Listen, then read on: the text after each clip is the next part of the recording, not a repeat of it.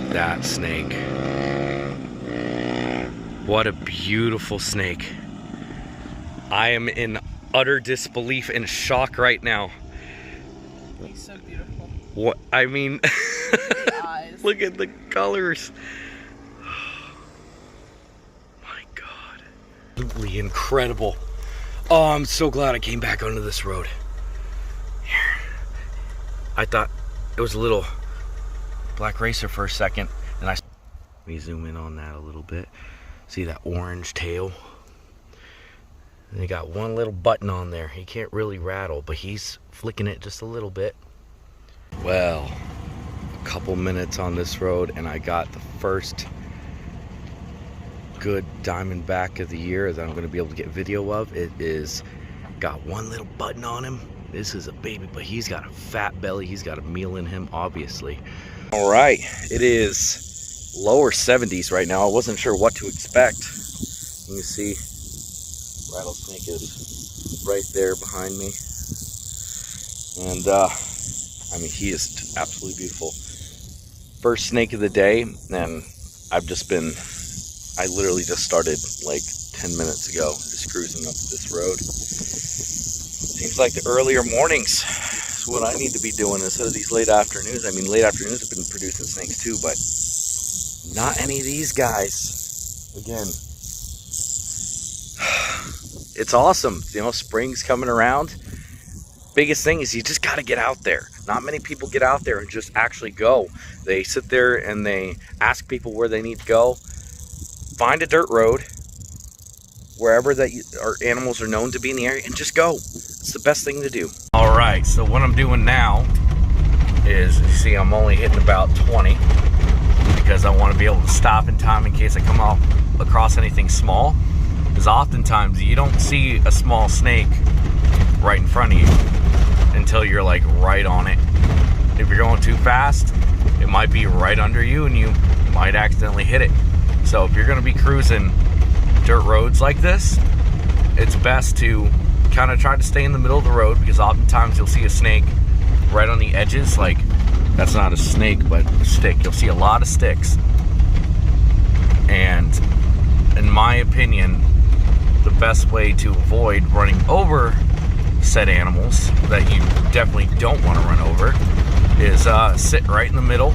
I mean, there will be snakes in the middle, but as I said, most of the time they'll sit there and they'll just chill on the side of the road because of the temperature change, and they'll just sit there. And so you don't want to be close enough to accidentally hit them.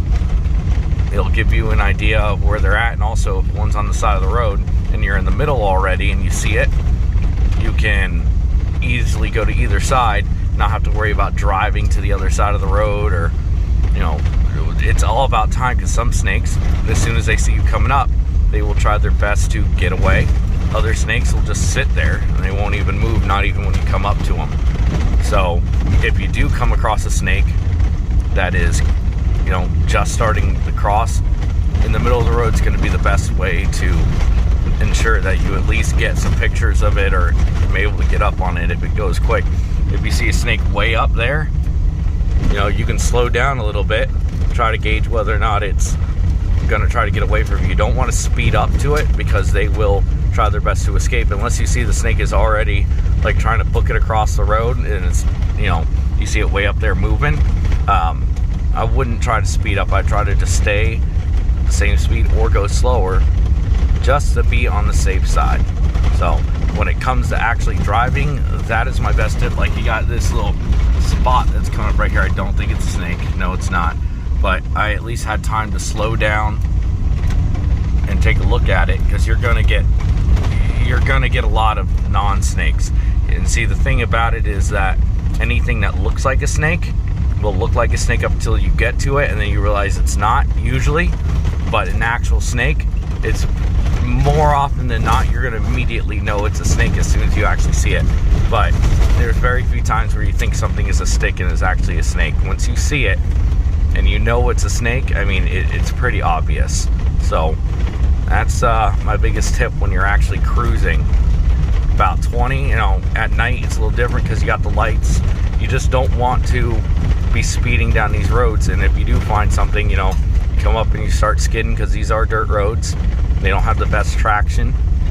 But yeah, that's kind of my basic tip. Example, this dude's on the side of the road. Look, little rough green snake. Second snake of the day. Let's go take a look. He's periscoping now. It's a big one. He obviously sees me. Oh, look at you. You are a giant. Look at the size of this rough green. Oh my goodness. He is gorgeous. So I'm out of the car. I'm going to explain something real quick. The biggest thing that people in the fishing world is the same way. The biggest issue people have is that when you're starting to get into something like fishing or herping, too many times you can see people all over these forums asking, where did you find that? What specific spot did you find that snake at? And I'm going to answer this right now. As soon as you ask that, people are automatically turned off. They don't want anything to really, the people who put in the time and effort, the people see constantly posting pictures, they're gonna not want to help. And the reason is that, and I'm kind of the same way, I don't want to speak for everybody, but everyone I've talked to, it's the same sort of thing. No one wants to put the time and effort in to actually find these animals. I will tell you this right now, it takes hundreds, if not thousands of hours sometimes to find specific species of snakes. Rattlesnake was a great example. I mean, I've found 2 this year so far. One of them was, 3 so far. One was dead.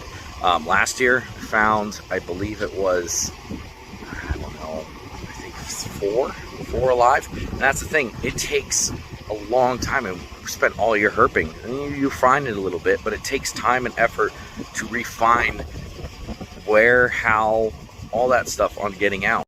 Put in the time and effort. That's the best piece of advice I can give you. Go down new areas that you've never been to before. Don't sit there and ask where and what time. Go out, figure it out. Basically, the biggest thing you want to do is go out, go find them, go spend the time. I mean, there's plenty of times where I drive around all day. Alyssa and I will drive around all day and not find anything. It happens. Don't get discouraged. Keep on doing it. I almost didn't come out today. I was debating on it. I was trying to find some work on the side, whatever. And I decided, you know what? I want to go on a drive. I want to see, it's in the lower 70s. I wasn't expecting too much, but that's the second snake of the day, and not necessarily common. I mean, rough green snakes are kind of common, but rattlesnakes aren't really. You know, some areas they're more common than others. They're pretty common out here in Ocala, but take the time, take the effort, look for yourself, spend that time out there. You'll come across people too who want to go herping with you. Sometimes you guys can share knowledge. If I go herping with somebody, I do my best not to go to areas that, I like to find new areas and be like, hey, I haven't hit this spot. You want to go check that out? Sometimes you can get people who'll be like, hey, I know a good spot. Let's try it out. Don't share your spots either. It takes the time and effort. And if one person knows about it and you tell them, unless you really trust them, they might tell their next closest person that they know, who might and it goes down the line, and all of a sudden that spot is, you know, getting ripped up, or, you know, somebody's going to go there who's not going to respect it like you do. If you really want to get into this, and it's an amazing thing that is so rewarding. The first time I found a pine snake, I literally cried. Like, it's an amazing experience. I haven't found an indigo snake. That's on my bucket list. I would absolutely love to. Mud snakes. You know, the funny thing is, I haven't found since I started herping, I have not found a live eastern rat snake or a yellow rat snake. I've found plenty of grays. I've found some intermediates, but I have not found a true yellow rat alive. And that's a pretty common one for most people to find. It's a joke that a few of my friends have with me. One of my friends even got me one. The one I have as a pet, he even got that for me for Christmas because he knew I had such a hard time finding them. But I found a pine snake. I found a coral snake out here this year already. And that literally spent all day driving around, found one dead eastern diamondback that day. It sucked. I was kind of disheartened by it. Went up to a spot I knew had pygmies, found one pygmy, and then I was coming back and I'm like, you know what, I'm gonna hit this last road as it's getting dark. Why not? and I found the coral snake. If I didn't go down that road, I wouldn't have found it. It literally could be you're just in the wrong place at the wrong time. 5 minutes later, you pass down that road and the snake of a lifetime comes out. You never know. You just got to put the time and effort in. Don't rush it. You're going to find stuff if you go out. I am cruising during the day on dirt roads. That is another big thing. If you are in a place where it's hot, like here in Florida, the snakes don't like the extreme heat for the most part. Certain ones like coach whips and black racers will be out any time of day.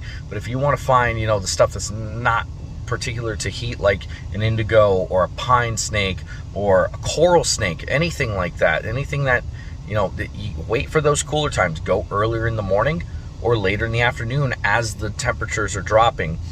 During the summer, hit blacktops at night. You cruise those blacktops because they hold the heat. The rest of the area will be kind of cooler, so they're not like getting beat by the sun. And you'll find snakes. You got to go on those back roads that go through really good habitat, like forests, national forests and stuff like that. Yeah, but literally just keep on cruising. Do your best, and sometimes you're gonna miss. I miss all the time. There's plenty of times I don't see anything. Colder months are very difficult. You might have to do more hiking to see stuff because they're not going to be moving very far from the spot that they're bedded down. So go on hikes. When it's starting to warm up like this and it's getting in the 70s and 80s, stuff's going to start moving. Go out and drive, and that's the best thing to do. Right now, I can be out almost any time of day and find snakes. Also, with the weather itself, it's kind of overcast right now. It was a bit sunnier earlier, but now it's a bit overcast. There's a little bit of wind. Overcast is great. As long as it's still warm, they'll still come out to sunbathe, but they're not getting direct sun, which oftentimes certain snakes will shy away from. So go out in all sorts of weather. If it's just rained or it's raining, oftentimes you're probably not going to have any luck. But if you go right before rain with all the barometric pressure changes, or you go right after a rain in an area near where it rained and it's not exactly soaked, or if it just rained really hard a couple hours ago, sometimes those snakes will be moving around because they got flushed out of wherever they were at.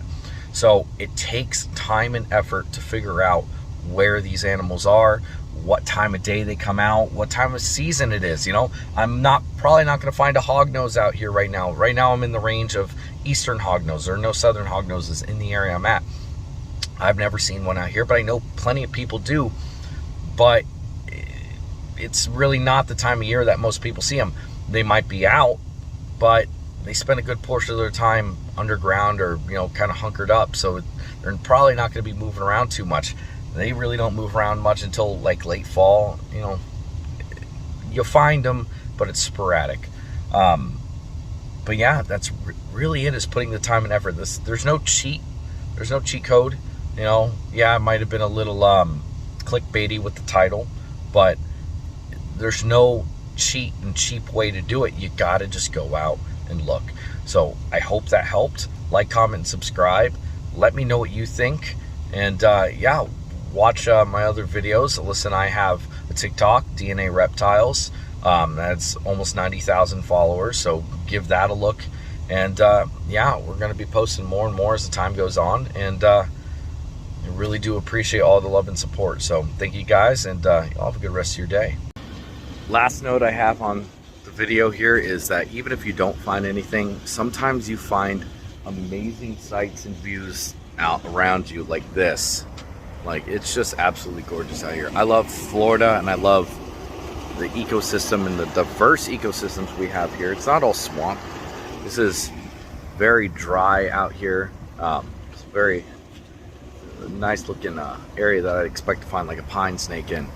A lot of pines, there's turkey oak, there's all sorts of stuff out here. And it's just a beautiful area. So even if you don't always find something, you also get out in this. And I don't think there's a much better view out there, honestly.